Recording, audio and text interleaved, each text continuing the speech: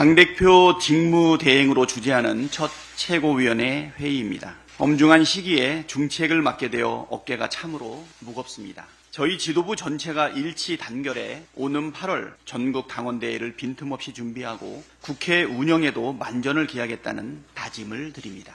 국민의힘이 국회 복귀를 선언했습니다. 사필 귀정이고 만시지탄입니다.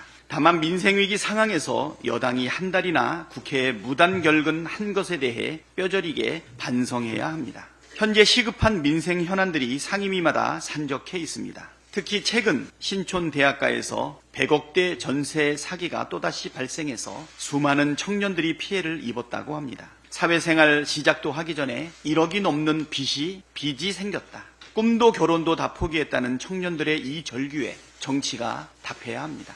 그런데 전세 사기 문제를 다루기 위해 어제 열린 국회 국토위 청문회가 국민의힘의 방해로 인해 반쪽으로 진행됐습니다. 한 달 동안 문호동 불법 파업을 하더니 이제는 민생고통 해결을 발목 잡으려고 국회 복귀를 선언한 것입니까? 정말 이쯤 되면 구제불능 아닙니까? 피해자들의 피눈물을 언제까지 외면할 셈인지 묻지 않을 수 없습니다. 선보상, 후구상 방안이 담긴 전세 사기 특별법 처리를 미루면 미룰수록 국민 고통만 커집니다. 민주당은 법안 통과에 속도를 내겠습니다. 국민의힘에게도 경고합니다. 국회에서 침대 축구를 할 심산이라면 민심의 레드카드에 직면하게 될 것입니다. 실천하는 개혁국회, 그래서 성과를 내는 국회를 만드는데 전폭적으로 협조할 것을 다시 한번 강력히 촉구합니다. 현대사 최대 비극인 6.25 전쟁 74주년을 맞았습니다. 호국영령과 참전용사 여러분의 헌신에 거듭 깊은 경의를 표합니다. 참혹했던 6.25 전쟁이 남긴 유일한 교훈은 다시는 이 땅에서 전쟁의 비극이 되풀이돼선 안 된다는 것입니다. 하지만 윤석열 정권의 행태를 보면 국민은 한숨부터 나옵니다. 마치 전쟁이 나도 상관없다는 식으로 무책임한 말폭탄을 남발하며 강대강 치킨 게임만 2년 내내 고집하고 있습니다. 그 결과 남북 간엔 삐라와 오물풍선이 오가고 연락 채널도 사실상 단절된 상태에서 9.19 군사 합의마저 효력이 전면 정지됐습니다. 남북 관계의 안전핀이 완전히 뽑혔습니다. 한반도 주변 정세 또한 냉전 시절로 회귀해 버렸습니다. 탈냉전 이후 최대 안보위기 상황입니다. 그런데도 윤 정권은 요지부동입니다. 대통령은 어제 기념사에서도 눈에는 눈, 이에는 이식의 강경 대응을 고장난 레코드처럼 반복했고 집권 여당 당권주자들은 위험천만한 핵 무장론까지 꺼내들었습니다. 안보위기를 부추겨 정치적 곤경에서 벗어나려는 속셈입니까? 싸워서 이기는 것보다 싸우지 않아도 되는 상황을 만드는 것이 진짜 안보이고 진짜 실력입니다. 남북 모두의 공멸을 부를 치킨 게임을 즉각 중단하고 안정적인 상황 관리에 힘을 쏟기 바랍니다. 위기의 도화선이 되고 있는 대북 전단 문제에 대해서도 적극적인 행정 조치를 촉구합니다. 그제 화성공장 화재로 23명의 노동자가 생명을 잃었습니다. 희생자들의 명복을 비며 유가족께 깊은 위로의 말씀을 드립니다. 당국은 화재 원인 규명과 희생자 신원 확인에 속도를 내고 사고 공장과 유사한 작업 현장들에 대한 긴급 안전진단을 서둘러야 합니다. 삶을 위한 일터가 죽음의 현장으로 돌변하는 비극이 더는 반복돼선 안 됩니다. 국회 차원의 재발방지 대책을 조속히 마련하겠습니다. 다음으로 정청래 최고위원의 발언이 있겠습니다. 자체 핵무장론, 말폭탄, 말조심합시다. 우리도 핵무장을 해야 한다. 자체 핵무기 개발론이 국민의힘 전당대회 이슈의 핵이 될 것 같습니다. 체력은 국력이다 라는 구호처럼 핵무장이 국력이다 라는 부질없는 논쟁이 시작되었습니다. 일견 대한민국의 자긍심에 불을 붙일 수도 있겠다는 생각이 듭니다만 참으로 무책임하고 위험천만한 주장입니다. 자체 핵무장론은 주장은 할 수 있으나 실현 불가능한 뻥카입니다. 왜 그런가? 한국은 좋든 싫든 한미동맹의 틀 안에서 제한적인 군사주권을 행사하고 있습니다.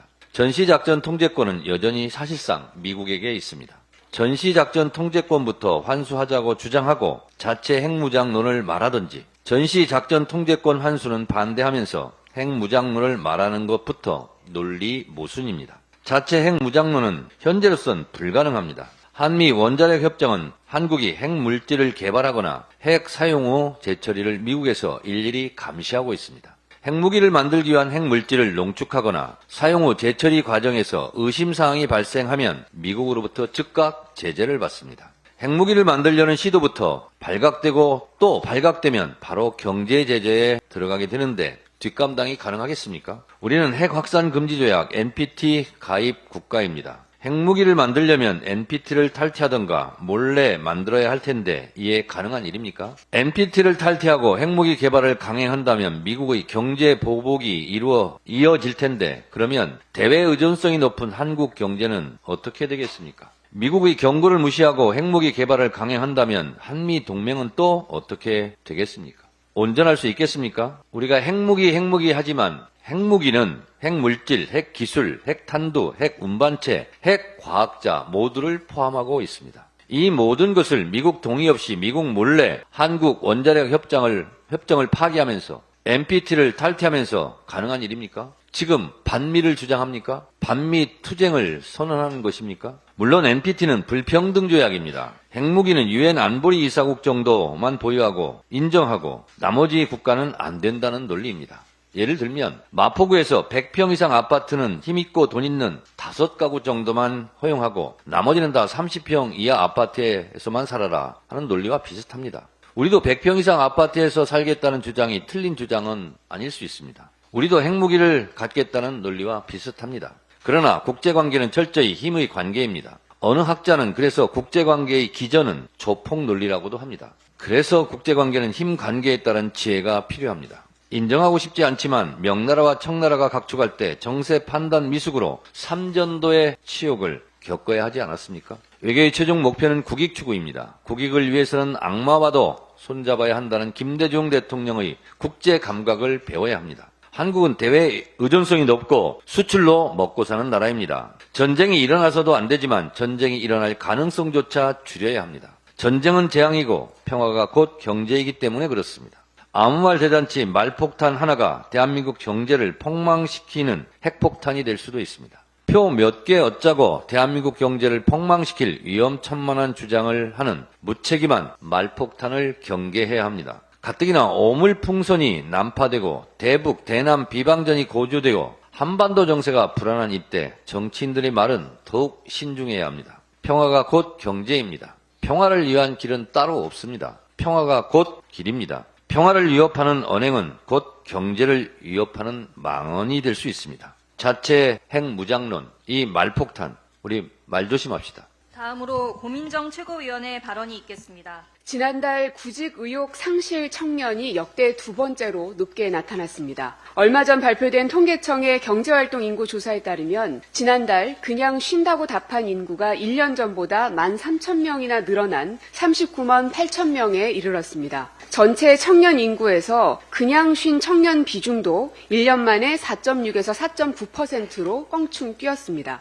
게다가 올해 들어서 구직 단념 청년 비중도 월 평균 12만여 명으로 지난해 같은 기간보다 무려 11,000여 명 늘었습니다. 고물가, 고금리 장기화의 불확실성이 여전히 큰 상황입니다. 활력이 넘치는 고용에 대한 기대는커녕 불안한 시장 상황 속에 청년들의 구직 의욕마저 꺾이고 있는 것입니다. 얼마 전 서울 서대문구 대학가를 중심으로 한 임대인에게서 100억 원대 전세 보증금을 돌려받지 못한 청년 피해자들이 정부의 대책 마련을 촉구하며 절규했습니다. 이 전세 사기 피해자의 85.5%가 90년에서 2000년대생으로 5평, 6평 다가구 주택 원룸을 전세로 들어갔다가 피해를 본 것으로 드러났습니다. 학교에 기숙사가 없어 월세집을 구했는데 보증금을 돌려받을 방법이 없는 것을 알고 절망에 빠졌다며 꿈과 결혼을 포기했다는 피해자의 호소를 우리 사회는 놓쳐선 안 됩니다. 청년들이 22대 국회에서 가장 먼저 해야 할 과제로 일자리 창출과 복지 강화를 꼽은 것은 이러한 배경에서 나온 절박한 목소리일 것입니다. 법률 소비자 연맹이 전국 200여 개 대학 등에서 청년 2,901명을 대상으로 한 의식조사에서 청년들은 입법을 가장 우선순위 입법과제라고 지목했으며 이어 정치개혁, 복지 강화라고 답했습니다.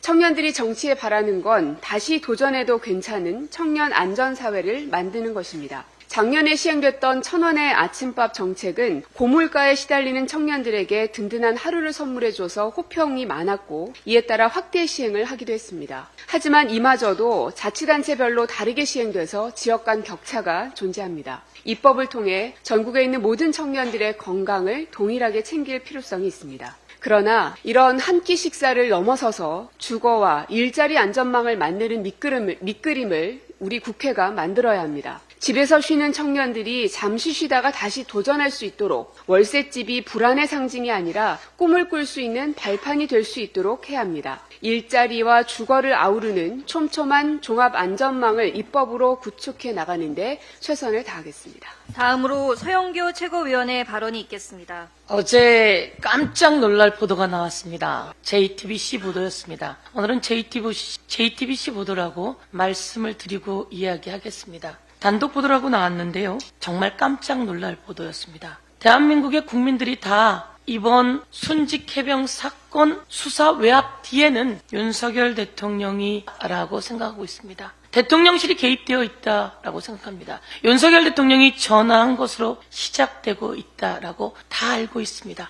그런데 더 놀랄 만한 일들이 나왔습니다. 윤석열 대통령과 임성근 사단장 사이에 도대체 누가 있었을까? 누가 있었길래 윤석열 대통령은 그렇게 범죄를 저지르는 임성근 사단장을 보호하려고 했을까? 누가 있었길래 윤석열 대통령의 지시를 받고 이종섭 대한민국의 국방부 장관이 마치 전쟁이라도 난 듯 그렇게 일사불란하게 허겁지겁 움직였을까? 모든 국민이 의심했는데 놀랄만한 보도가 나왔습니다. 그것을 오늘 말씀드리겠습니다. 여기 계신 박균택 의원이 입법청문회에서 질문했습니다. 임성근 사단장에게 질문했습니다. 혹시 이 뭐뭐 씨라고 하는 민간인을 알고 있느냐라고 물었습니다. 김태효도 알고 있느냐 물었고 이 뭐뭐 씨, 이 사람은 김건희 여사 주가 조작에 연루되어서 2년 징역형에 3년 집행유예를 받고 3년 6개월의 벌금형에 처해진 이종호라고 하는 사람입니다.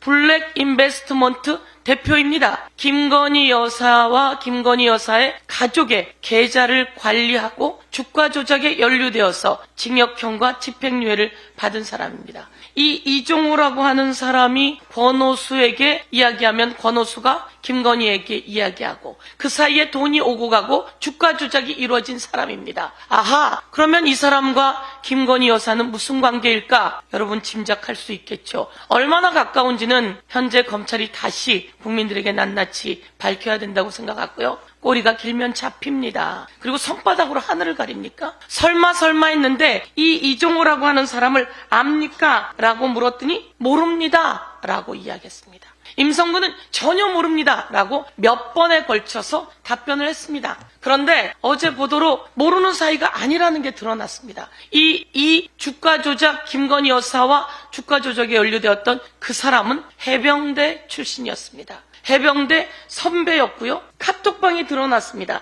이 카톡방은 누군가 제보를 했겠죠. 누군가 제보를 했는데 이 카톡방에는 단 5명이 있습니다. 멋잼 해병이라고 하는 대한민국의 그 훌륭한 해병들을 정말 욕보이는 멋잼 해병 이 카톡방을 누가 있었느냐? 전 경호처 청와대 경호처 관계자 A씨 그리고 블랙 인베스트먼트 대표 이종호 김건희 여사 가족의 계좌 김건희 여사의 계좌를 관리해준 사람이라고 재판 과정에서 드러났습니다. 그래서 2년 징역형에 3년 집행유예를 받고 벌금 약 4억을 받은 사람입니다. 이 사람들이 있는 방에 이런 이야기가 나옵니다. 5월 또는 6월 포항 1사단에서 초대한답니다. 포항 1사단에서 초대한답니다. 디테일의 문제를 찾아냈죠. 우리 포항 1사단으로 갑시다가 아니라 포항 1사단에서 초대한답니다. 포항 1사단 사단장은 누굽니까? 임성근입니다.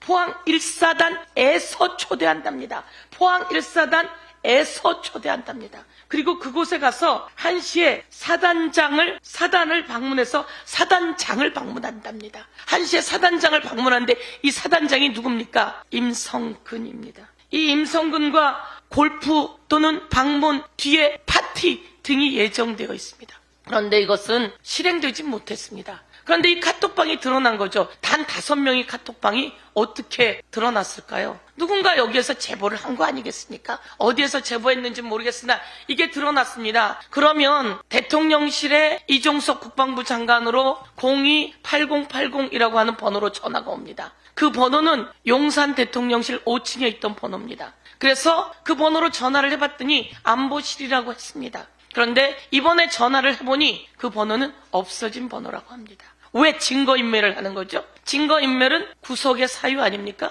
대통령실 그 관계자들은 증거인멸을 했습니다. 바로 구속영장 쳐야 한다. 그래서 공수처에서는 구속영장 치십시오. 그래서 저희가 구속영장 그리고 압수수색 등 하고 있느냐라고 물었습니다. 그랬더니 조치를 취하고 있다고 하는데요. 저희가 다시 한번 요구합니다. 증거인멸 028080으로 오는 전화 지금 없어졌다고 하니, 그리고 그것은 5층에 위치했다고 하는데요. 당시 김건희 여사는 몇 층에 있었는지도 왜 의문이 가는 걸까요? 저는. 그리고 제가 한 말씀 더 드리겠습니다. 임성근이라는 사람은 어떤 사람입니까? 순직해병, 최수근, 상병 등 우리 해병대에서는 그런 요청을 받았습니다. 수해 복구를 해달라고. 그래서 삽, 곡괭이, 그리고 질척질척거릴까봐 장화 가지고 간 겁니다. 그래서 거기서 도로 복구하고 가옥 복구하려고 했습니다. 그런데 갑자기 지시가 내려옵니다. 실종자를 수색하라고. 이것은 누구의 지시입니까? 맞습니다. 임성근의 지시입니다.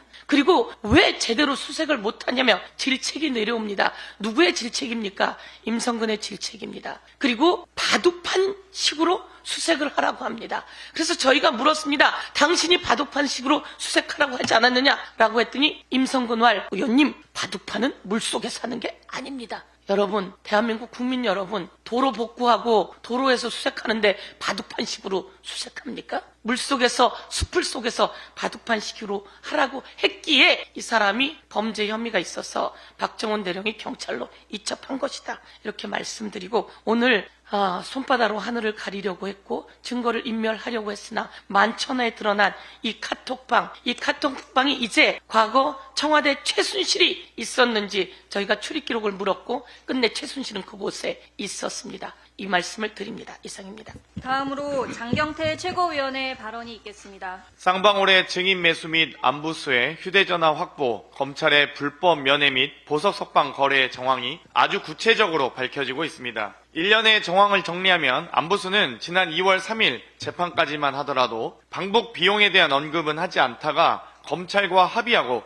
검찰 진술을 변경합니다. 그 후 수원지검에서 진술 세미나 및 불법 면회를 하고 쌍방울이 안부수 딸에게 오피스텔을 제공한 후 안부수는 기존 법정 증언을 번복합니다. 어제 뉴스타파 보도에 따르면 안부수가 딸에게 전화로 검찰과 합의했다고 한 당일에 쌍방울 임원이 안부수 딸에게 전화를 해 안부수의 휴대전화를 건네달라 했다고 합니다. 그 다음날 바로 쌍방울 임원이 안부수 딸로부터 휴대전화를 확보합니다. 이 임원은 김성태 비자금 관리에 관여한 김성태 최측근이었습니다. 어제 보도가 있기 전 검찰은 증인 매수 등의 해명을 하며 일련의 의혹을 모두 부인했었습니다. 이번 휴대전화 관련 보도는 안부수의 딸이 휴대전화 등 자료를 제출하기 위해 수원지검에 방문했다고 했던 검찰의 해명이 거짓 해명이라는 것을 알려줍니다. 지난해 2월쯤 검찰은 압수수색했던 안부수의 휴대전화를 이미 딸에게 돌려줬었다고 합니다. 딸이 한 달 뒤에 다시 제출하러 왔다는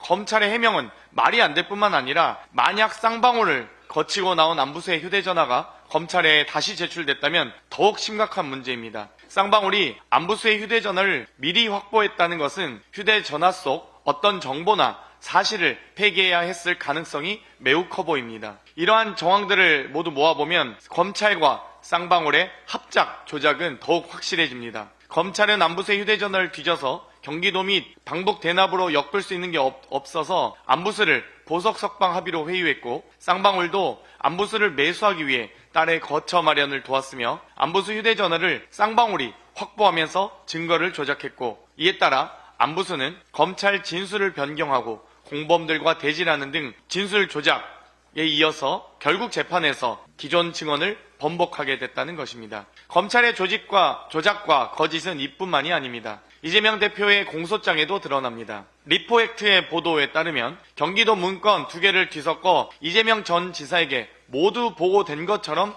공소장에 적시했었습니다. 엄연히 허위 공문서 작성으로서 고발을 적극 검토하겠습니다. 보시다시피 이재명 전 지사가 결재했던 이화영 전 부지사의 출장 계획 문건엔 쌍방울과 대북 송금 계획의 흔적은 전혀 없습니다. 익명 처리한 그룹 관계자가 적히고 사진이 첨부된 출장 후 결과 보고 문서는 이화영 전 부지사가 전결합니다. 그런데 검찰은 공소장에 이재명 대표가 사진이 첨부된 문건을 보고받는 등 김성태의 대남 약속과 그에 따라 경기도의 지원, 보증하에 쌍방울 그룹이 대북 사업을 추진하고 있다는 사실을 재차 확인하였다고 적시했습니다. 땡땡땡이 쌍방울이라 하더라도 대북 송금과 무슨 관계가 있고 대납의 증거가 될 수 있습니까? 대북 협력 가능한 기업들과 간담회를 했다는 결과 보고가 마치 대북 송금 관련 내용이 있는 것처럼 허위 공문서를 작성했고 이를 언론에 흘려 언론 플레이하는 검찰 행태, 이것이야말로 범죄 행위입니다.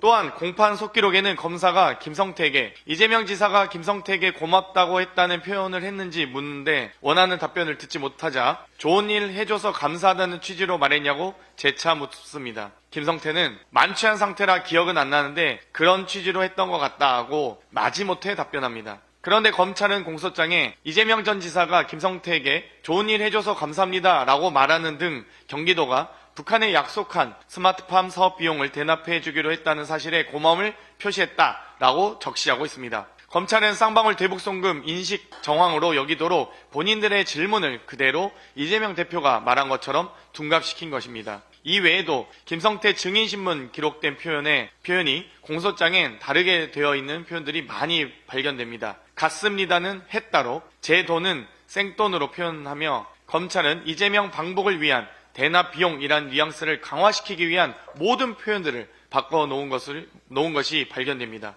대한민국 검찰이 허위 공문서 작성, 사건 조작이나 하는 잡범입니까? 검찰의 사건 조작 청문회를 원치 않으시면 즉시 대검은 감찰에 착수해서 범죄 사실을 밝히시기 바랍니다. 이상입니다. 다음으로 전은수 최고위원의 발언이 있겠습니다. 이종섭 전 장관 측 국회 입법청문회가 위법, 위헌이었다니요. 국회의 직권 남용이요. 대통령과 본인의 행위가 바로 직권 남용입니다. 형법 제123조의 직권 남용 권리 행사 방해죄에서 직권의 남용이란 공무원이 일반적 직무 권한에 속하는 사항을 불법하게 행사하는 것입니다. 일반적 직무 권한도 있어야 하고 그 권한을 넘어서는 구체적인 행위도 있어야 합니다. 군사법원법 제38조에는 국방부 장관은 군 검찰 사무의 최고 감독자로서 일반적으로 군검사를 지휘 감독한다. 다만 구체적 사건에 관하여는 각군 참모총장과 국방부 검찰단장만을 지휘 감독한다라고 정확하게 일반적 직무 권한만이 설시되어 있습니다. 그런데 박정훈 대령은 군사법경찰관이었습니다. 즉 이종섭 전 장관은 구체적인 사건에서 박정훈 대령을 지휘 감독할 수 없습니다. 그리고 군사법원법 제228조 제3항에서는 군사법경찰관은 범죄를 수사하는 과정에서 재판권이 군사법원에 있지 아니한 범죄를 인지한 경우 그 사건을 경찰청 등에 이첩하여야 한다고 규정하고 있습니다. 그렇기에 박정훈 대령은 최혜병 사건을 경찰청에 이첩해야만 했습니다. 그런데 이첩 서류에 혐의자를 빼고 이첩하라고 하며 기록을 회수하도록 지시한 사람이 이종섭 전 장관인 것입니다. 그러한 과정이 국민들에게 낱낱이 드러나도록 한 청문회가 왜 위법적이고 위헌적이라고 하는지 도무지 이해할 수가 없습니다. 이종섭 측에서는 국민들의 공분을 사기 위해서 안달난 것이 아니라면 더 이상의 국민을 도발하는 발언을 하지 않기를 바랍니다. 리튬 전지 공장 화재 사고 희생자와 유가족들에게 깊은 위로의 말씀 올립니다. 리튬 전지 공장 화재가 코리안 드림을 꿈꾸며 왔던 외국인 노동자들까지 집어삼키며 더 이상 대한민국은 내국인 외국인 가리지 않는 불안전한 노동 환경임을 자인하는 꼴이 되었습니다. 각종 사건 사고로 실내 노동자들의 노동 현장 위험에다가 엎친 데 덮친 격으로 기후위기가 날로 심각해지는 지금 야외 노동자의 노동 현장도 하루가 다르게 위험해지고 있습니다. 정부가 폭염 대비 노동자 긴급 보호 대책으로 무더위 시간대인 오후 2시부터 5시에 공사 중지를 권고했지만 현장에서는 지키기 힘든 권고사항입니다. 폭염에 냉방 쉼터, 휴식 등의 조치들도 있지만 여전히 제대로 지켜지지 않는 영세한 곳이 더 많습니다. 조선 건설 플랜트, 실내 작업에 종사하는 일용직 노동자들은 더워 죽는 것보다 굶어 죽는 것이 더 무서운 절박한 생계 탓에 건강과 안전을 위한다며 쉴 수도 없습니다. 1956년 독일은 혹한기의 건설 현장에서 해고를 금지시키되 노동비용은 노사정이 분담하는 악천후 수당 제도의 도입으로 침체했던 건설 경기가 어둠의 터널을 빠져나올 수 있었습니다. 이 제도로 사측은 안정적인 기술 인력을 확보하였고 정부는 대량 해고나 실직에 따른 실업급여 부담을 덜었으며 노동자 측은 혹한기에도 급여보다는 작은 수당이었지만 안정적인 일자리와 건강권을 확보할 수 있었습니다. 이 제도는 건설업뿐 아니라 독일의 모든 실외 사업장으로 정착되었습니다. 우리도 노동자 측에 공부할 시간은 안 주면서 전교 1등을 해오라고 시키는 폭력적인 부모님 같이 하지 말고 독일의 사례처럼 정부가 지원책을 마련해서 함께 해결해 보겠다는 의지로 안전한 노동 현장을 만들어 나갔으면 합니다. 얼마 전 제지 공장에서 사망한 19살 청년 노동자의 수첩이 소셜에 퍼지며 우리 모두를 울렸습니다. 그 수첩에 씌어진 한마디가 아팠지만 그중에 하기 전에 겁먹지 말기라는 문구가 특히 기억에 남습니다. 대한민국의 모든 노동자들이 겁먹지 않고 일할 수 있기를 바랍니다. 마지막으로 강민구 최고위원의 발언이 있겠습니다. 예, 강민구입니다. 대구와 경북의 행정 통합에 대해서 말씀드리겠습니다. TK에서는 지금 대구 경북 행정 통합이 핫 이슈입니다. 수도권 1극 체제를 극복하고 폭넓은 지방 분권 측면에서는 장점이 있습니다. 나아가 대구 경북 신공항과 달빛 고속철도 건설로 사통팔달의 대구 경북으로 보면 정교한 행정 통합은 시너지를 발휘할 수도 있습니다. 그러나 지금이 군사작전식의 성급한 행정통합은 안 됩니다. 여기에는 수많은 사람들의 터전 변경과 일자리 문제, 통합에 따른 혜택지역과 소외지역 문제, 특히 경북 북부권 소멸지역 대책 등 고려해야 할 사항이 너무도 많습니다. 이번 행정통합 논의는 너무도 즉흥적입니다. 홍준표 시장은 2년 전 권영진 시장의 행정통합에는 난센스 중에 난센스라고 했습니다. 그랬던 홍 시장이 갑자기 통합을 주장하면서 제일 먼저 한 얘기가 본인은 다음 시장 출마 안 한다. 이철우 지사는 한 번 남았으니 이 지사가 행정통합 단체장이 되면 갈등도 없다고 했습니다. 이렇게 지역의 중요한 행정통합 인식 수준이 내가 다음에 출마 안 하니까 이번에 해도 된다는 식으로 억지를 부려서는 안 됩니다. 둘째, 홍 시장은 통합에 따른 여론 수렴도 지역 주민의 여론조사로 대체하고자 했습니다. 그러나 이렇게 중요한 행정 통합이라면 반드시 주민 투표를 거쳐야 합니다. 그냥 광역단체장 2명이 오케이 하면 되는 일이 아닙니다. 셋째, 이미 반대하는 지역이 발생하고 있습니다. 안동시 의회와 예천군 의회는 의회 차원의 만장일치로 통합 반대 입장을 밝혔습니다. 경북도 의회 역시 여론 수렴 없이 일방적으로 밀어붙이고 있다고 반발하고 있습니다. 넷째, 대구와 경북은 붙어만 있을 뿐이지 대구는 소비도시이고 경북은 농촌 지역이라서 통합에 따른 시너지가 불분명합니다. 더구나 대구는 향후 국가 로봇 테스트 필드 등 첨단 산업이 들어올 예정이고 경북은 농촌에 주력하는 상황이라 산업과 생활 환경이 전혀 겹치지 않습니다. 다섯째, 경북 북부권은 초토화될 것이 분명합니다. 대구를 둘러싼 남부권 도시인 포항, 구미, 경산, 경주만 혜택이 있고 경북 북부권인 안동, 상주, 영주, 예천, 청송, 의성 등은 더 빠르게 인구 소멸이 될 것입니다. 광역단체 간의 행정통합은 어느 한 지역의 문제가 아닙니다. 이는 국가 행정체계의 큰 변화입니다. 중앙과 지방정부의 권한 이양, 통합하는 지역의 주도권 확보 문제, 행정기관의 통합에 따른 인원 재배치, 통합에 따른 지역 내 국가기관의 조정 등 생각할 수 있는 여러 영역에서 문제가 발생합니다. 중앙정부와 홍 시장, 이철우 지사는 이 문제를 2년 후에 있을 지방선거 전략 차원에서 진행한다면 큰 저항에 부딪힐 것입니다. 더구나 어차피 행정통합은 특별법 차원에서 진행되어야 하는데 그 법은 민주당이 동의하지 않으면 공연불입니다. 아프리카 속담에 빨리 가려면 혼자 가고 멀리 가려면 함께 가라는 말이 떠오르는 오늘입니다. 이상입니다. 이상 발언을 모두 마치고 당대표 직무대행께서